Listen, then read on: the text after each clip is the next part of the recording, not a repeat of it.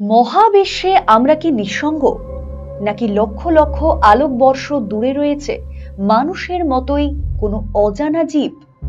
UFO বা উড়ন্ত চাকি, ভিনগ্রহের প্রাণী বা এলিয়েন নিয়ে কল্পবিজ্ঞান কাহিনীর শেষ নেই বিশ্বজুড়ে।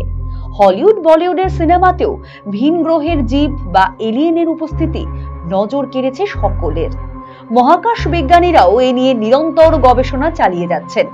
তবে এবারে ভিনগ্রহের জীব বা এলিয়ান মন্দির তৈরি করে চমক লাগিয়ে দিলেন এক পুরোহিত। এই পুরোহিতের নাম লোগানাথন।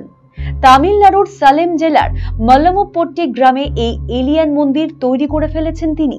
ভিনগ্রহের দেবতার দর্শন পেতে মন্দিরটিতে ভিড় করছেন অসংখ্য ভক্ত। এলিয়েন গডের কালো রঙের মূর্তিটি মন্দিরের ভূগর্ভস্থ এলাকায় স্থাপন করা হয়েছে। পুরোহিত লোগানাথন জানিয়েছেন, তিনি ভিনগ্রহীদের সাথে কথা বলে এবং তাদের অনুমতি পাওয়ার পরেই মন্দিরটি তৈরি করেছেন।